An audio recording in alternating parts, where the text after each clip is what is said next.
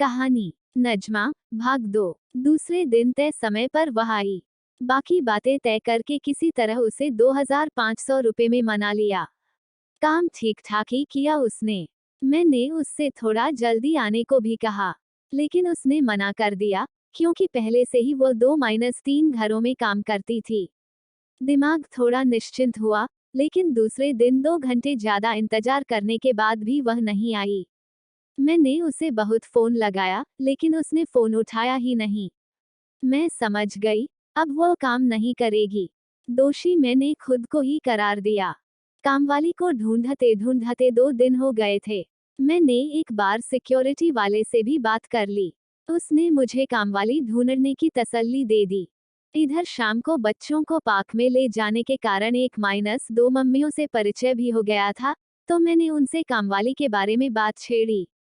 रिया की मम्मी ने मुझे नजमा के बारे में बताया और साथ में ये भी कहा कि देख लीजिए, मुस्लिम है, अगर आपको कोई समस्या नहीं है तो काम करवा सकती है। मैंने कहा, हिंदू हो या मुस्लिम क्या फर्क पड़ता है तो इंसान ही, मुझे तो काम से मतलब है। उन्होंने मुझे उसका नंबर दिया। मैंने सोचा कि कल बात कर लूंगी। अब अंधेरा घेर आया था। मैं वापस बच्चों के साथ घर आ गई। दूसरे दिन सुबह उठी और काम में लग गई। रोज की तरह बच्चों के स्कूल और पति के ऑफिस जाने के बाद मैं चाय की प्याली लेकर बालकनी में बैठ गई। अपार्टमेंट के बगल की जमीन खाली थी और वहां लंबे लंबे यूकलिप्टस के पेड़ लगे थे, जिसके कारण वहां पक्षी चहचहाते रहते थे। तभी दरवाजे की घंटी बजी। दरवाजा खोला तो सामने खड़ी औरत बोल पड़ी, मैं नजमा, रिया बेबी की मम्मी ने मुझे आपसे मिलने को कहा। हाँ, काम के लिए मैंने उनसे बात की थी। कितने घर काम करती हो? फिर मेरे सवाल जवाब का सिलसिला चल पड़ा। झाड़ू पोंछा, डस्टिंग, टॉयलेट का 3000 रुपया तय किया। 3 रूम वाले फ्लैट का यही रेट चल रहा था यहाँ। कल से काम पर आने को कह वह चली गई। दूसरे दिन से वह काम पर आने लगी। कुछ महीने काम करने के बाद अचानक एक दिन 10 दिन की छुट्टी मांगी। मैंने कारण पूछा तो बोली, दीदी, बेटी का निकाह है। मैं उसकी बात सुनकर आश्चर्यचकित हो गई। उसको देखने से कभी लगा नहीं कि उसकी बेटी शादी के लायक होगी, क्योंकि उसकी उम्र 35 के आसपास ही थी। इससे पहले कभी मैंने उसके बारे या उसके परिवार के बारे में नहीं पूछा था, न जानना चाहा था, लेकिन उसकी बात सुनकर मैं पूछ पड़ी, कितने बच्चे हैं तुम्हारे? एक लड़की और एक लड़का है दीदी, उसने कहा। दोनों बच्चे कितने साल के हैं? क्योंकि तुम इतनी कम उम्र की हो। दीदी, मेरी बेटी 18 साल की और बेटा 10 साल का है। वह दीदी, मेरी शादी बहुत कम उम्र में हो गई थी और बच्चे भी, उसने कहा। मैंने उसे छुट्टी दे दी और कल जाने से पहले उसे मिलने के लिए बुलाया।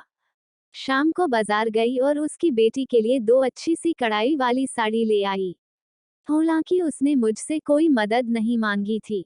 दूसरे दिन जब वह आई, तो मैंने उसे दोनों साड़ी और 3000 रुपए देकर बोला, ये मेरी तरफ से बेटी को दे देना।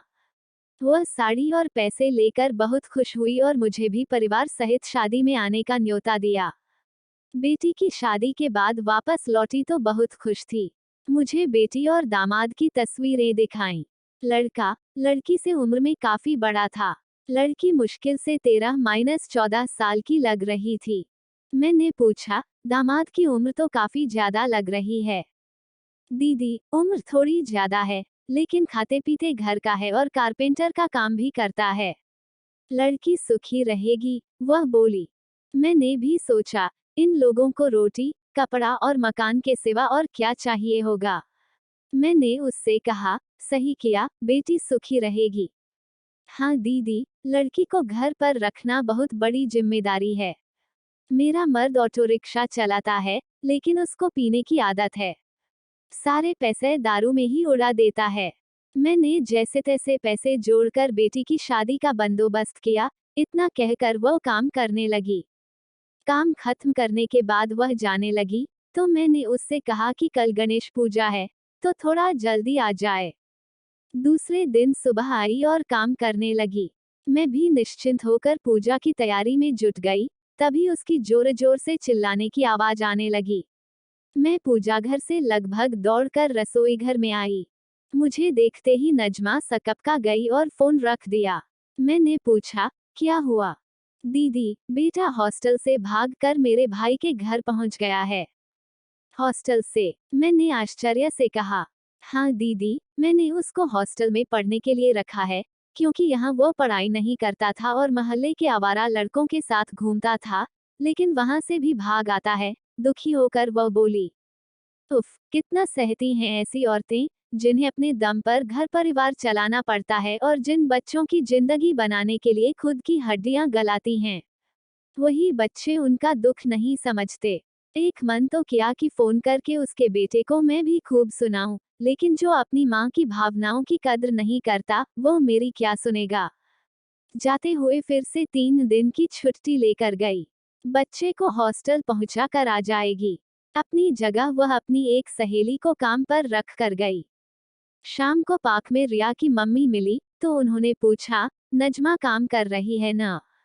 काम तो कर रही है, लेकिन छुट्टियां बहुत लेती है, उसके जीवन में बड़ा संघर्ष है, मैंने कहा। हाँ, बेचारी किस्मत की मारी है। बचपन में ही उसकी माँ मर गई। चाची ने 12 साल की उम्र में ही उसे अधेड़ उम्र के शराबी के पल्ले बांध दिया। उसका पति उसे शराब के नशे में बहुत मारता था। इस कारण बेचारी के 2 मिस्कर आज हुए। बहुत कष्ट झेला है उसने और अभी भी झेल रही है।